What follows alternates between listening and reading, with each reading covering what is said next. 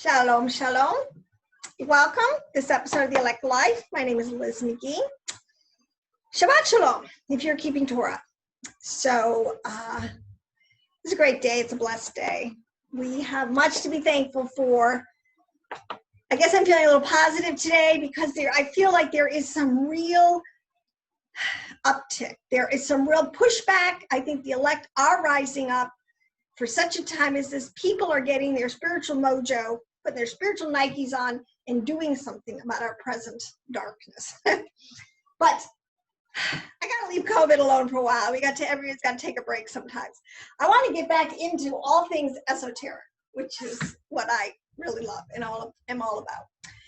But as I have said before, I'm really focusing a lot in my personal studies on the Hebrew language. And I think Hebrew is the foundation for all Torah. It's in the letters, okay? So I learned something new this week that I thought I would share, which is fascinating. And to me, you can't make this stuff up. This is just two minds way more brilliant than mine have encoded and encrypted and devised a system of passing down information that is extraordinary. So be that as it may, let me get into this. So people should recognize, and I encourage everyone, I really do, because not only is it prophetic that we will go back to the pure language, the original understanding of the letters, what they're imparting to us. So I think it's a good time everybody should learn Hebrew at this point. It's not that hard, but I will tell you, it's nothing to learn the letters, 22 letters. Anybody can do that. But unless it's like, and then this is why the Jews have such a heads up, because as young children, they learn the letters and the vowels and all this, and they learn how to read it. And then they learn as they grow and progress. The way Torah is taught within the Hebrew system of understanding, precept by precept, means that you begin to learn the layers of information that is encoded and encrypted in these letters. So most people understand. So that's why I always have, because this is the 22 letters, right? Here's my chart, the 22 letters and the tree of life.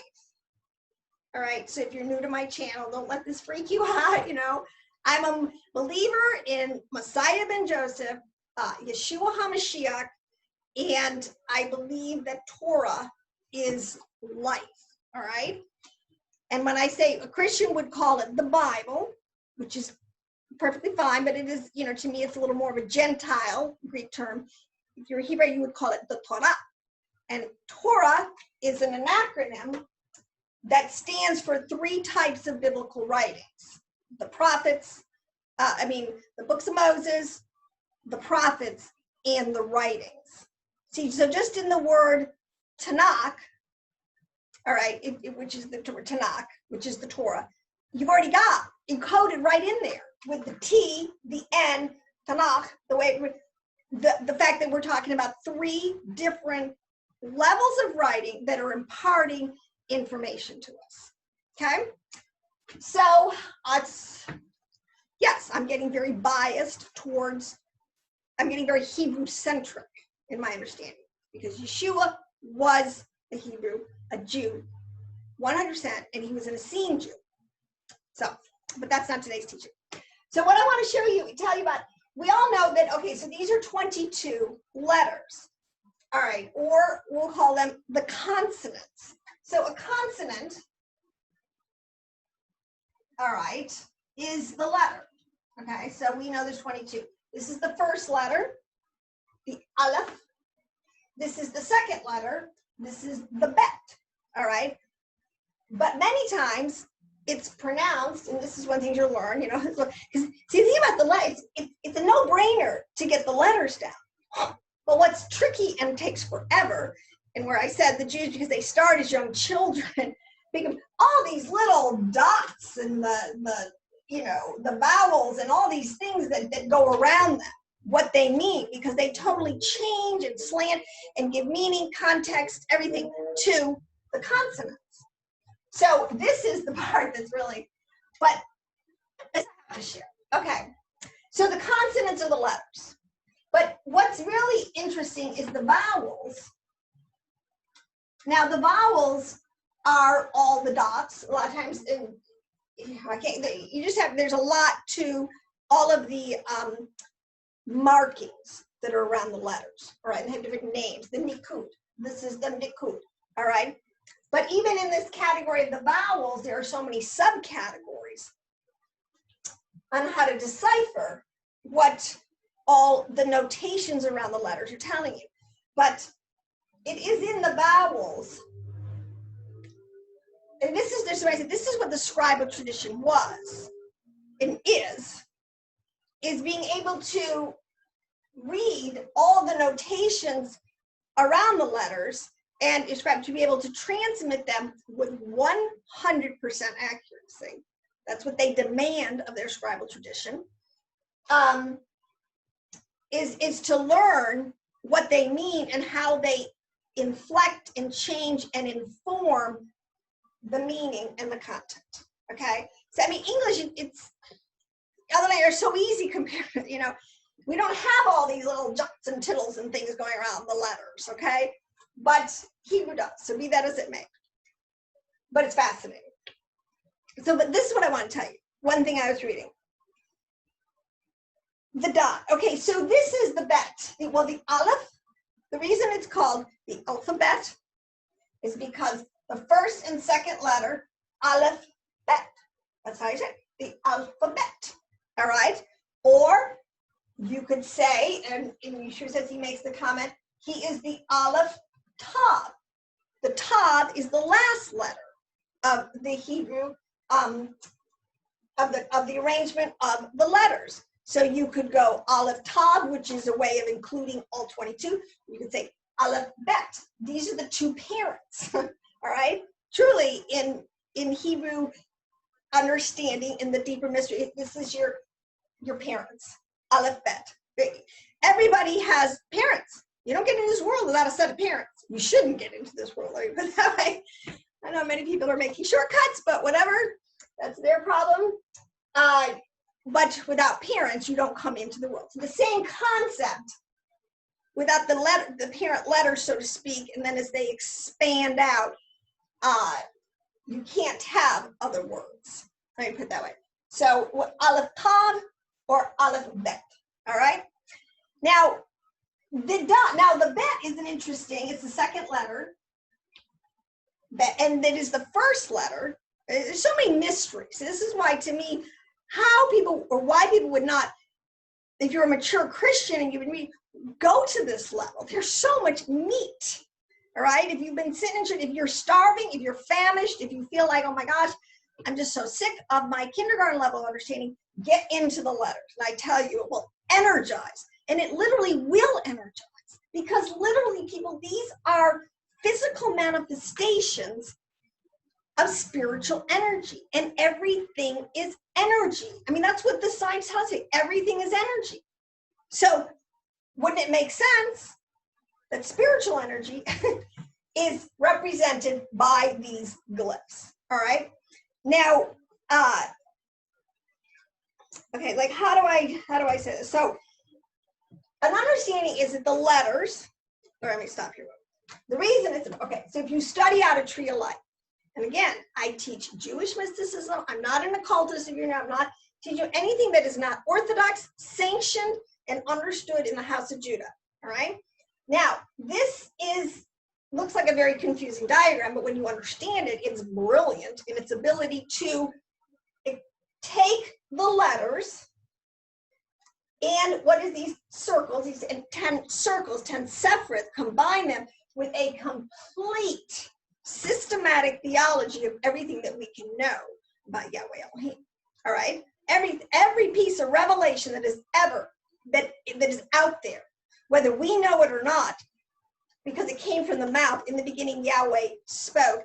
Everything in the spiritual system is contained in this chart, if you know how to read. All right, very few minds, truly, I'll tell you, very few minds have gotten to the level of truly being able to read this thing on some of the levels. That's why you quickly get lost by people who teach this level. You know, most people can't read you know, the Ari's or the Zoharic writings from the great Ari, because the guy is stratospheres above us in understanding the relationships to the separates, to the letters, and to their placements. But I just want to give you a really cool example. All right, so this combination, all right, but what they're telling you, why you've got 10 circles and 22 letters, it sort of starts out with the letters. So you have to see this thing. The letters, okay, and every single letter is placed specifically on the chart. Now, in a Hebrew, this is why you have to be careful. If you're looking at these things online, make sure you're looking at a Hebraic tree of life. There's many occultists out there, and they actually change the letters. I mean, they do things. You have no right to change this, but it happens. So one thing you have to look at, let me just say this, is make sure that the shin, this is the letter shin, this is the letter aleph in the middle, and this is the letter mem, okay? Make sure they're in this order, that it goes shin, aleph, mem, and it's very important. And actually, I have a video if you want to look it up. It's called aleph. Aleph, the first letter, aleph separates, and it does, because it literally is in the middle, it separates shin, which is up here at the top, from mem. And why is that important? It's interesting. It's a tremendous revelation. Now, there, I gotta go this way. Okay, where was it? Okay, so you have to just make sure, again, that you're looking at a correct chart from an orthodox site. Now, the letters, you have to understand, these are considered to be the vessels. All right, remember there's a very famous verse in the New Testament says that we have this treasure, or a treasure, whatever it's referring to, in earthen vessels. Now, why would the prophet and Paul say that? What did he know that made him say that? Because, you know, in my opinion, totally, Paul's a master Kabbalist. So this is, he knows this. This is his understanding, and he's trying to impart to the people. Look at it. We have this treasure in earthen vessels. Okay. You look at the letter is the vessel. All right. Everything, but it is. So the letter, all right, what I say is the container. So these are not, while these are static, in other words, they don't change. An aleph is always an aleph, even though you can go from a glyph. I mean, even though, you know, let me just say the progression of whether it's the block, whether it's a cursive, whether it's a glyph, there's a lot of different ways of presenting it. The concept in the aleph doesn't change. Its physical look to us might change, but its foundational understanding as a vessel doesn't change. All right. So the letters are vessels, and they contain the light. Okay. So the treasure, this is the point. What treasure do we have? What is the greatest treasure? Our greatest treasure is the fact that we have spiritual light inside of us that animates us and connects us to Yahweh Elohim. Right? Remember, he is the light. He is life, and light are the total attributes of the middle pillar, which is, you know, in terms of, because this whole thing is the tetragrammaton. It's the whole understanding of Yod He Vav He, the name of Elohim, which is applying everything that we can know about the spiritual system that we find ourselves in here. All right. Now, the letter is the container, the vessel, and they have all sorts of different shapes. And you have to look at them like, you know, they're called glyphs, and the whole idea with engraving, you know, when you stamp something, you're stamping with the original archetype. You stamp it into clay or to concrete or whatever, and it leaves an imprint. And then through that imprint, or the light pours through. All right, and it's very, and I can't get too deep in this, but as I'm discovering, every letter has a certain shape to it. It's made up of other letters. It's with all of the notations that go around it. even most people that I think on an elemental level know Hebrew do not know the depth really of their own language sometimes.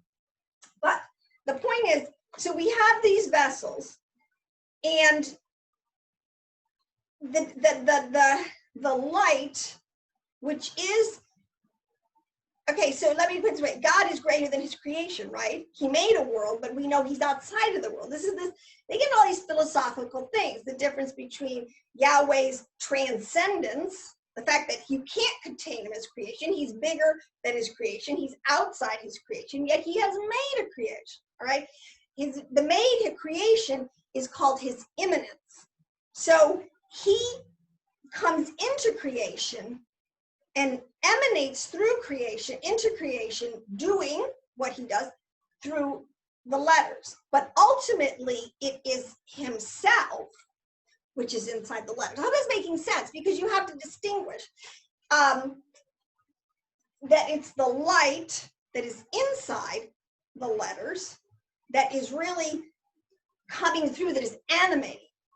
Because, and look at it also like code, you can, or like, computer coding or whatever, or you bring together a certain group of letters, and those themselves create, literally they do, a image or a likeness. Or like, so if I put, cat, C-A-T together, cat, I mean, literally, cat, that means something. I'm not talking, when I say the word cat, I'm not talking about a bowl.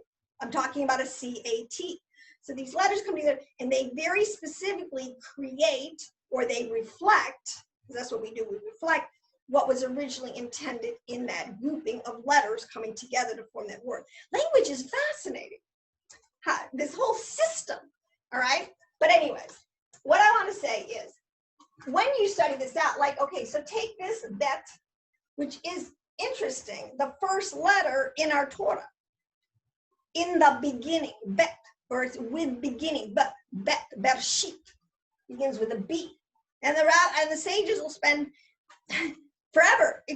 There's so much packed into the word Bereshit. It's not just a simple little word in the beginning. If you take those letters and you break them apart and you write them out, and then you got the gematria, and then you transpose them, do all these things to them. The level of information that you can get out of one letter is phenomenal. One of the great Torah sages, and I forget who it was, maybe I'm wrong, but I think it was the Baal Shem Tov, maybe, who wrote a book, 900 pages on just the letter Aleph, and he says he didn't even scratch the surface. I mean, how does somebody do that? Okay, that's amazing. All right, but there's these little dots. There's something called these nikuds, part of the vowel system. So your consonants and your vowels. Let me just say something quick about the vowels, because it's much more than just like a vowel. And first of all, a vowel is what gives the letter its sound. Now, sound is integral to creation, because you'll know Genesis, he says, in the beginning, with Bereshit, with the bet, Yahweh created, all right, the world. And then it says, God said, spoke, he spoke. Sound, energy, vibration, light, these are all highly spiritual words that are conveying to us huge understandings about how the spiritual systems work. Okay, so anybody who's not even right, light is light and sound is sound, yet they work together. All right, so a vowel gives it its sound, but it's not just the sound. Sound relates to bet. Sound, bina, the second letter, is the word that is usually referencing for sound or vibration. The aleph is the word or letter that is usually referencing originating of light. So you have the origination of the light here, and you have the origination of the sound here, and they have to work together. It's so interesting. Now, so the syllables, and then this is where there are long sounds, there are short sounds. This is where, if anybody's knowledge about like blowing the shofar and how you have short sounds and you got to do then a long sound, it's almost like a code. You're speaking in sound, and you are, and it's mimicking something in the spiritual kingdoms. All right, or okay, so maybe we don't get it, but we don't necessarily have to. But when you correctly like blow the shofar, you have to follow a precise sound. Long and short sound. So it's the same thing with the vowels. They're telling you. And then you have something called the syllables.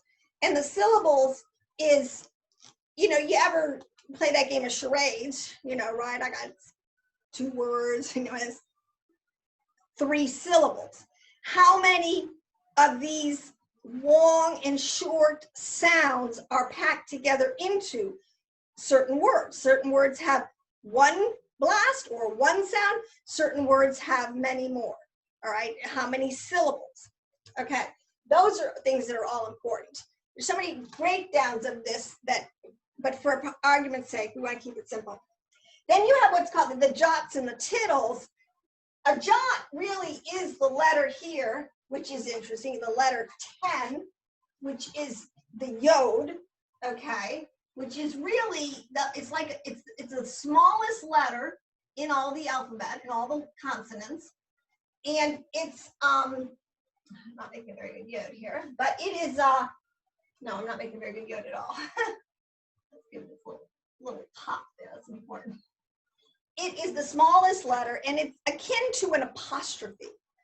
But here again, in some ways, Yahweh likes to always play mind games with us in the sense of, while it's the smallest letter, it is probably the most densely packed letter. And this is where these little yods are part of all the other letters. So in other words, this is a yod in the aleph. Part of the aleph, it's made up of yod. This is a yod, and this represents something. So even and I've unpacked this in one of my videos, I'll quickly tell you, one level of understanding of the aleph and why it's diagrammed like this is because it's telling you this line represents the vav. Okay, so we've got yod hey, vav hey, right? The vav, and what you have is a yod above and a yod below. It's telling us this is the firmament. I'm telling you, all right? And we're told there is light above the firmament, there's light below the firmament. There is above and there's a below. So in other words, there's a whole world above, there's a whole world below. And then there is the aleph in the middle. The aleph in the middle is telling you there is a whole world above, there's a whole world below. Okay, there's just so much packed into these. So you have your upper waters, your lower waters. I mean, there's many ways in which they refer to the very same thing. But here, this is fascinating. I hope you'll find this fascinating. It's these little dots sometimes you'll see around the letters. Now, the bet is also pronounced a bet. So if you see the bet without the dot, with the dot, let's put it this way, it's pronounced bet. Without the dot, it's pronounced bet. Okay? Now, the dots are so important. I mean, who would have thought? Okay, so the dot in the bet is in the middle. Okay. The dot, bet, refers to Bina.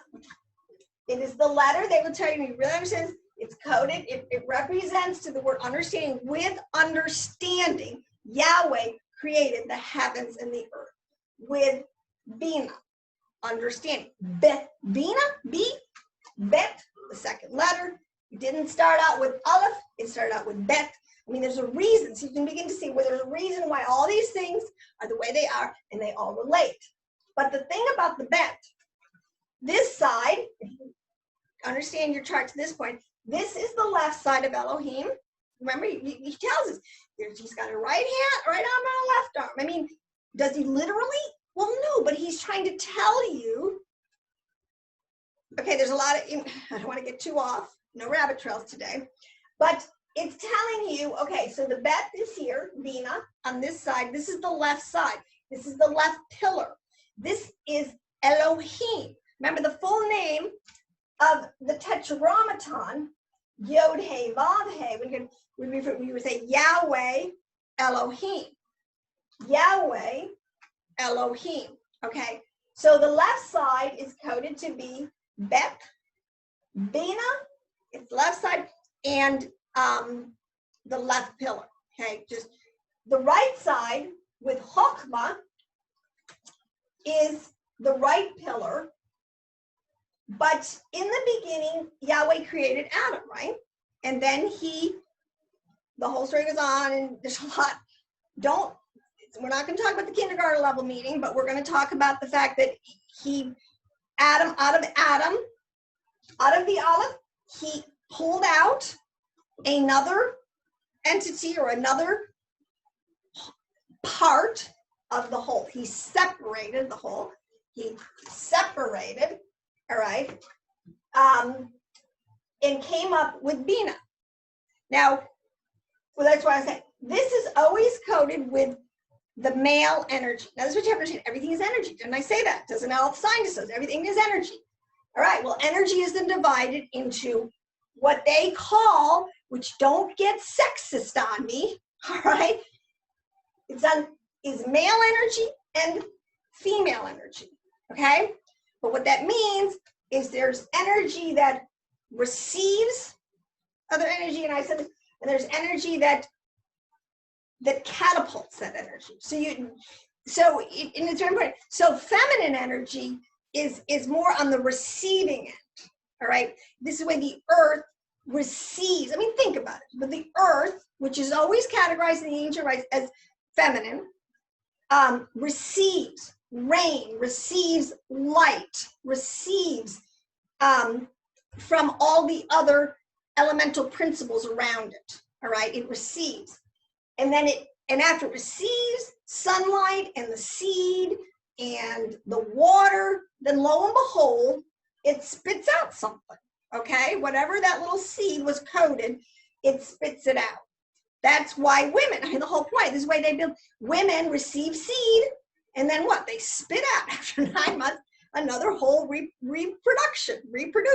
You know, they just reproduce themselves as a humanoid, reproduce itself. Okay, so I'm established that Bina is a feminine marker. It refers to the feminine on one level. There's many levels of this thing, okay?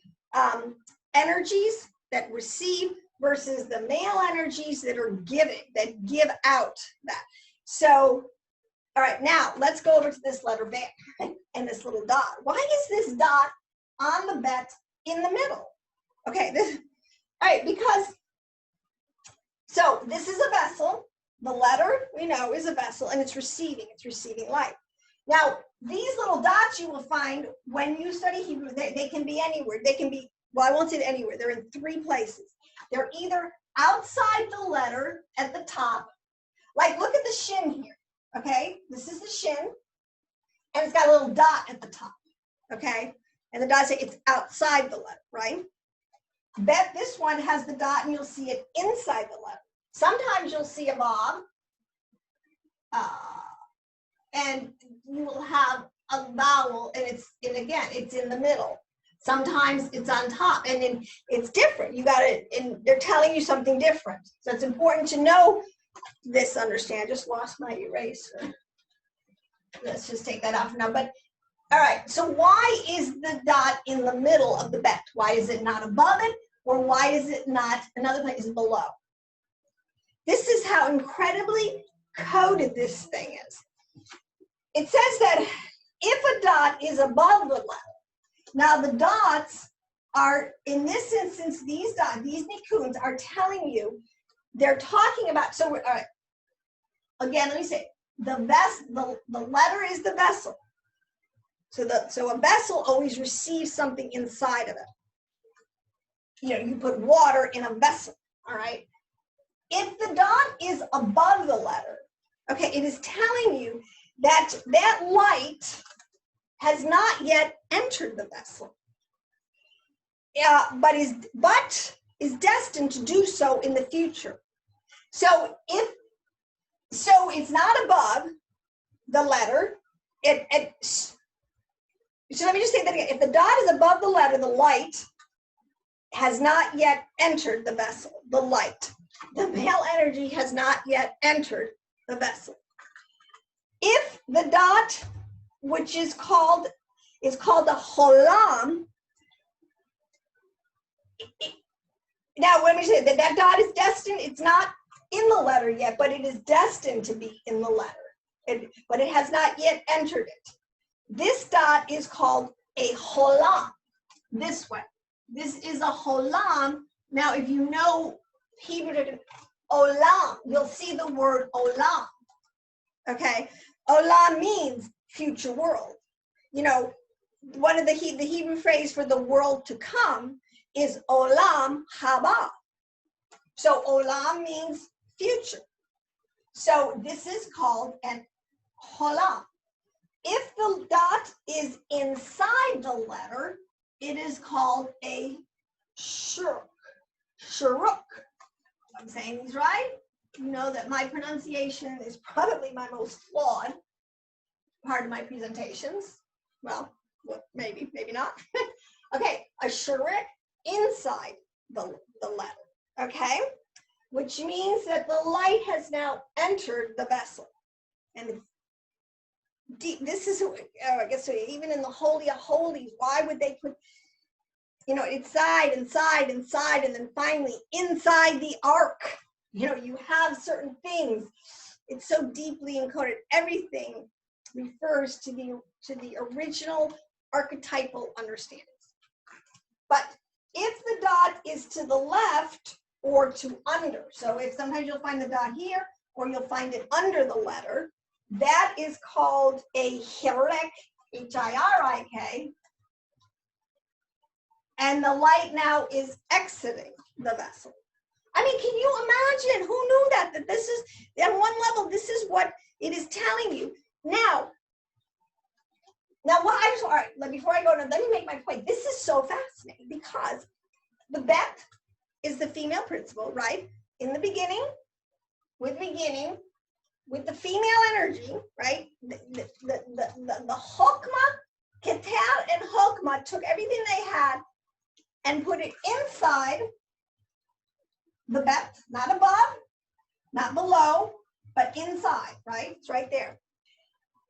This so relates to many, and I read this a couple times, and somebody just put it on a Facebook post, and it reminded me, yeah, that's so cool. And then it all came together for me. The Hebrew understanding of when Yahweh took Eve, or took the first woman out of Adam and created Eve, the position of the Bet, the position of the shirk is so interesting because they'll tell you that Eve was made not higher than Adam, not like she would have a superior or light or come from a higher place, or that her position would be below, all right? Which, and so in a lot of ways, so you can equate this to a body. So above it is like in the head is highest, you know, in our body, it's the highest part, and usually, you know, denotes more authority. You put the crown on the head, all right? So a crown denotes authority, you put it on the head, right? You don't put a crown on your feet, you don't put it on your elbow, you put it on your head, okay? But Eve is this Beth, the dot is in the middle because it says that the woman was made not higher than the Adam, but also it's not below, not lower at foot level, like where you would tread, but in the middle, side by side. It automatically and categorically denotes an equality, all right?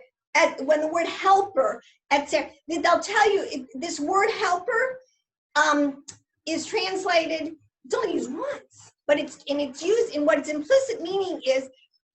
Eve was not made higher than Adam to rule over him, not made lower than Adam so that he could tread on her, but made right in the middle, side by side, equal. These are two parts. See, so if you look at this thing, 1, 2, 3, 1, 2, 3. They're complete mirrors of each other, right? In these levels, I got 3. The left side and the right side sort of expand out. I got 3 separate on this side, 3 separate on this side. That they all of this comes together in Yesod, and then it comes down here into Malkut, which is physicality, which is the earth, which is where we are. I mean, it's incredible. But the fact that they are mirror images of each other and they work hand in hand, the energies. So, I mean, I just think that is so accurate and fascinating, and that just clears up everything when you understand what the Torah is telling us, that this Bet with the dot in the middle is denoting a complete mirror image equality between the male and the female energies. Okay? I mean, you can't make this stuff up. So these are now, when you get into some of these placements of this, so this is what I'm saying, with these dots and notations, they can literally track the light as it's coming into a letter, which means into creation, into fruition, and track it exiting. I mean, what other language can do that? Whatever language even has the structural capabilities built within it to contain that kind of understanding and information and pass it on. Incredible.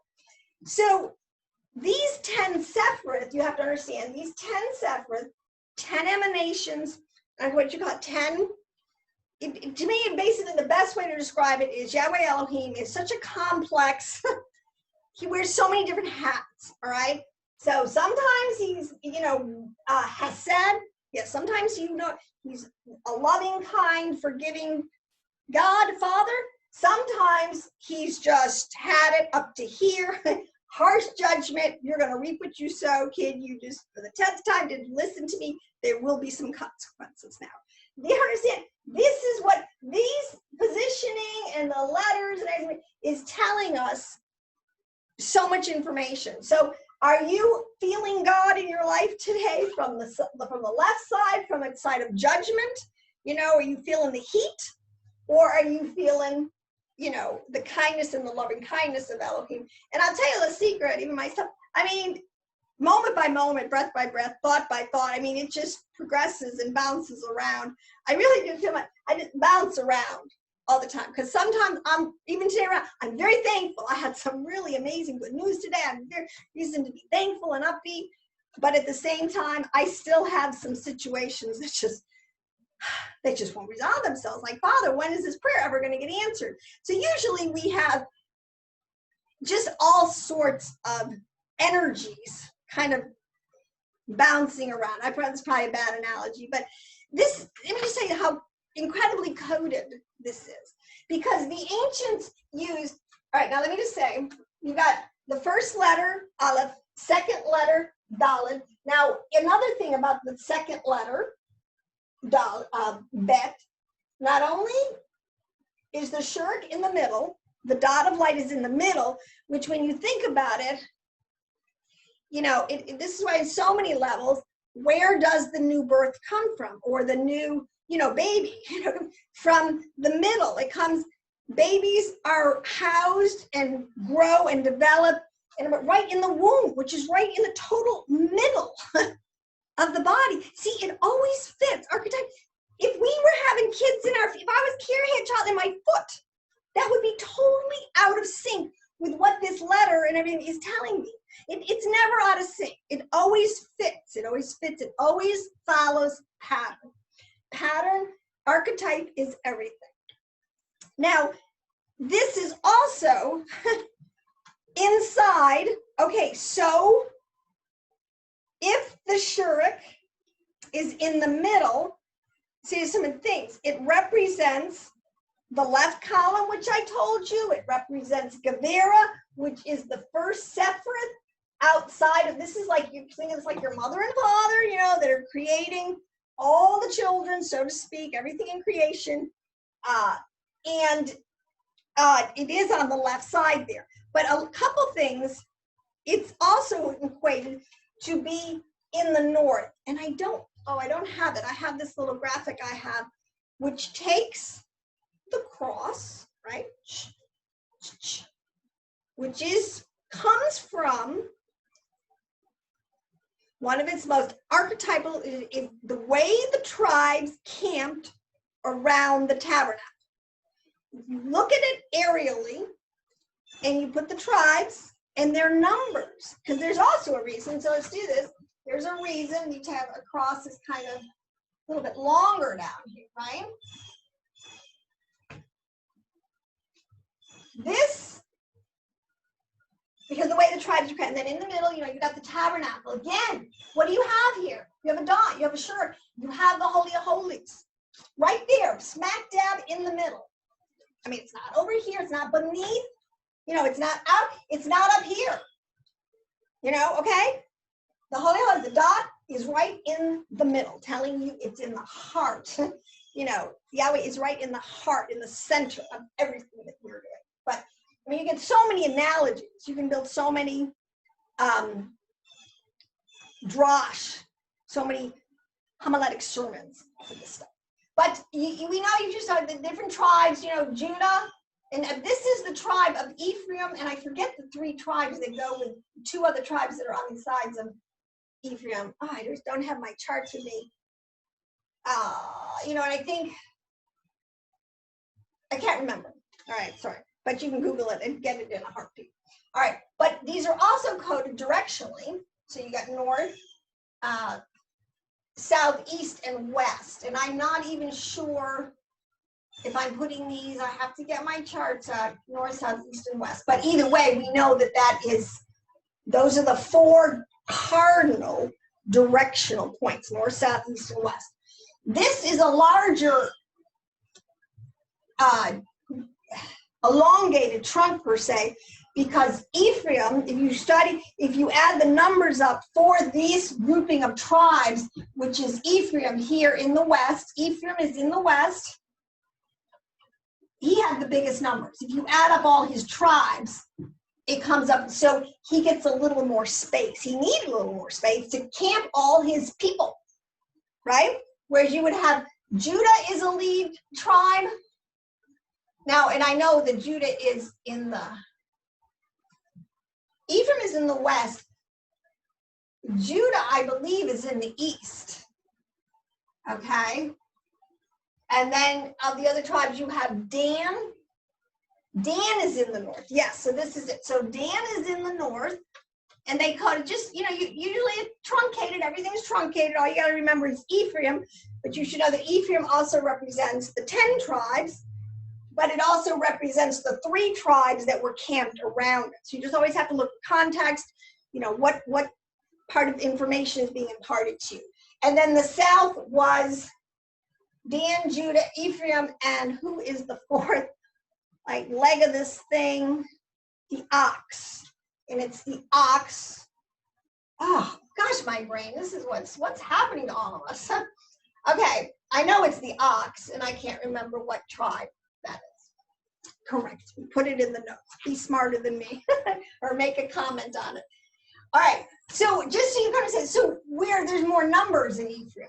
And are there more numbers of Ephraim in the world today? Absolutely. You know, and I always say Ephraim, AKA Christianity. That seed from Ephraim went out and really multiplied.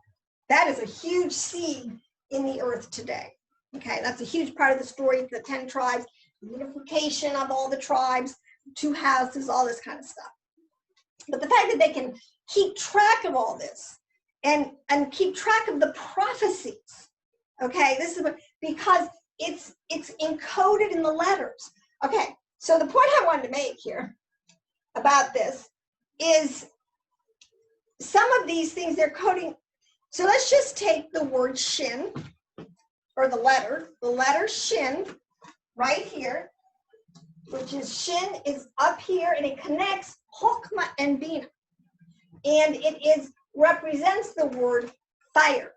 It really represents light. Shin is a lot of times equated with the eyes and spiritual sight. It's the highest level. So shin is above the aleph. Yeah, there's so much information in that, but shin is equated with the eyes, and we see. physically we see. So again, archetypally, if we see with our eyes, that means we see physical things with our eyes. Immediately will tell you, because Hebrew is a concrete language that uses nature to tell you the spiritual reality. So, and nature does not lie. And I'll tell you a secret. I'm just going to give you a secret today. Elohim is nature. All right? When you talk about Elohim, you're talking about the physical immanence, manifestation of Elohim in his creation, which most people, they don't know what they're referring to, but it's called nature. But nature isn't just what you see in the physical world. We know this now from quantum physics. There are many, many, many levels. They can say there are universes, or going to string theory, and there's 10 universes.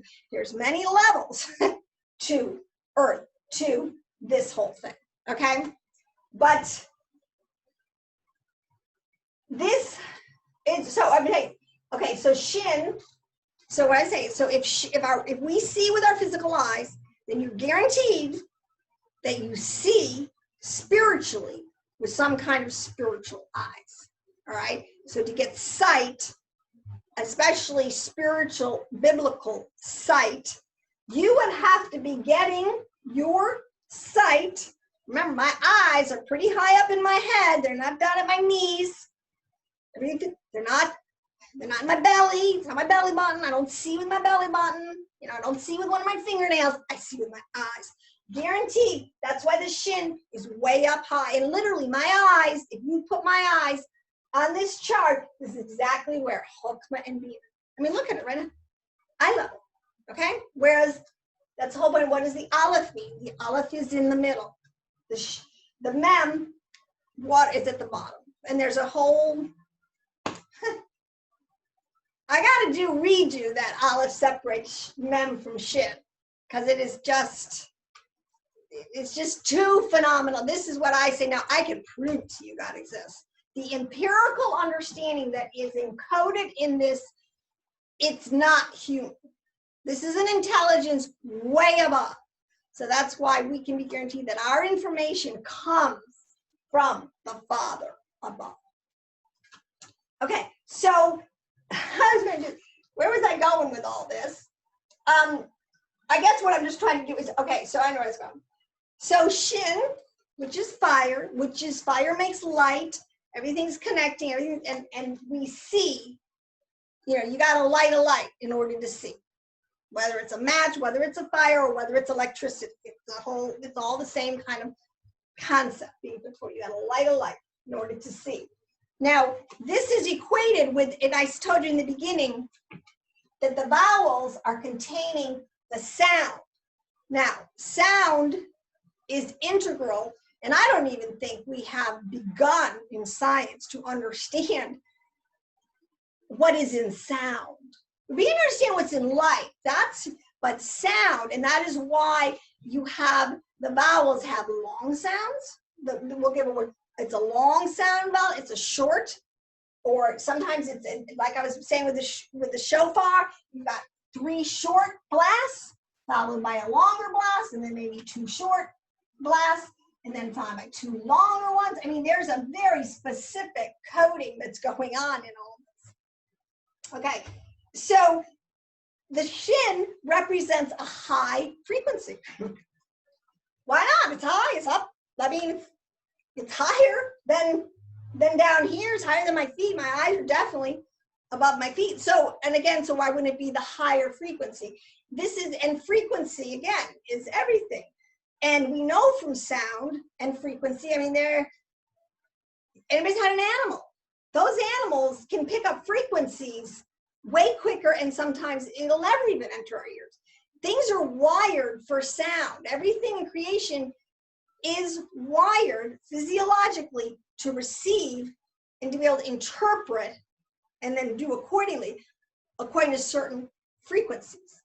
And frequency is sound. So, I'm just trying to say, it's all fitting, it's all tracking, and once you get a handle on the letters, and then you get a handle on all these little jots and tittles that are around in the notation that tell you the vowels, and then what's in the different vowels and what they're indicating, you begin to understand the mysteries. And you begin to understand why the mysteries are couched in these levels, and why you just don't go to kindergarten and learn physics, you know, or learn quantum mechanics. It's impossible.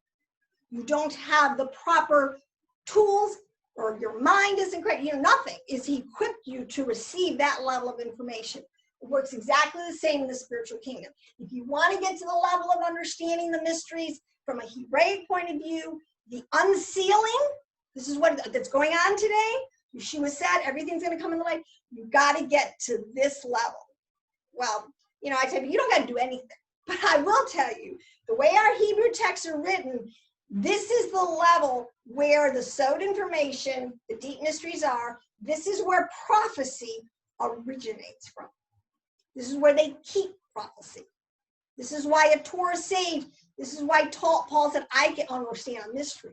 I get it now. I'm seeing this, you know, and why Yahweh literally had to kick him off his high horse, because the problem, you know, pride happens to everybody, and I'll be the first, even some of the Torah sages, because of their level of understanding, yeah, it makes you feel like a king, like, you know, you are light years ahead of somebody else. You know, I'm just saying, this is why knowledge is power, and power is dangerous in the wrong hands.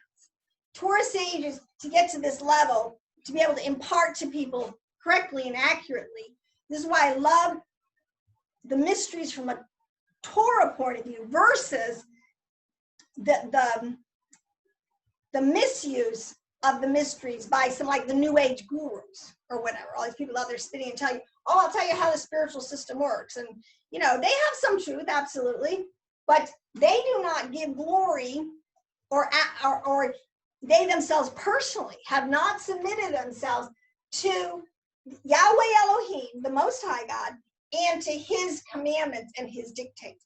The thing you can trust about these Torah sages and the information they're imparting is, these people, a true will tell you unequivocally that Yahweh will not get you to this level of understanding. You can cheat. You can be one of those, you know, thieves that, you know, gets in the door the wrong way or jumps the fence or whatever. But unless you have the proper character, in other words, unless you respect the Father, unless you keep his commandments, if you love me, you will obey me. If you're obeying me and you love me, then you are one of my sons or daughters. That's how you know. You have to judge things after their fruit. Fruit is a manifestation of character. All right? If you want to see my fruit, which means you want to see my character, you have to watch my actions. You have to say what I, you know, watch what I say and watch what I do. And if it lines up with Torah lifestyle or the 10 Commandments, what Yahweh says, then you can be pretty sure the information that I'm giving you is coming from the correct keter, the correct source. You know, and so, like, a lot of this stuff, when you just look at keter, which means crown. Now, look at a crown, technically, right? Nobody's born with a crown. They might inherit a position, putting a crown on their head, you know, like a king, or the child of a king might inherit that position of actually getting the crown on their head, which would denote is a rulership. But the thing is, the crown is not part of the body. It's an addition. Okay, and where do you put your crown? You put it on your head.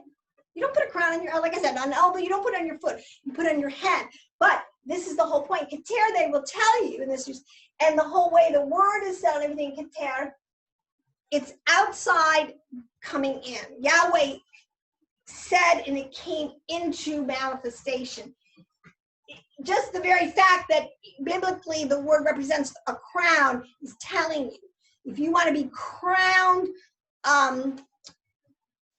from on high, and this is what I'll tell you, even there again, your deeds, then you have to be righteous. I mean, it all fits, it all flows. You can't get around this stuff. Now, people do. There's liars, cheaters, schemers. This is what we know. This is our world's full of this today. You know, fruit is totally, this is what's interesting too, because fruit, character, is totally coming out today. The hidden things are coming to the light. Listen, Laura, let's end up with COVID here. All right. So I'm just saying, I had to do a little esoteric, really the meat of the word. Let's get back to this. But this COVID thing is really beginning to open people's eyes Yahweh uses all things for good to the level of what is really going on just under the surface. So people, there's probably, it tells you people can put on any kind of veneer. They can look all spiffy on the outside and all this healthy and wholesome and say all the right words, but inside they're ravenous wolves. Well, how do you know what's inside a person? You know it by their character.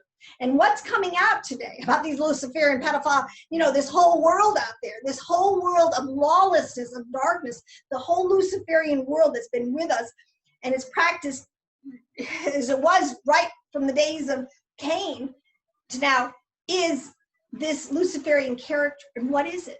It's murder, lying, deceit, sorceries, witchcraft, sexual immorality, perversion beyond anything any normal person could even conceive. Yes, people, we need to judge by the fruit. Absolutely. And that's what the fruit of people, when it comes out, it's going to blow people away. Because your character comes from something inside. Either there's light in you producing good fruit, or there's darkness in you producing bad fruit. So on that note, let's just end it here. I hope everybody is overcoming the dystopian nightmare that these Luciferians are trying to put us all in. It won't work. We will break free. We are breaking free. Praise Adonai. So I just want to say, I hope everybody's enjoyed their July.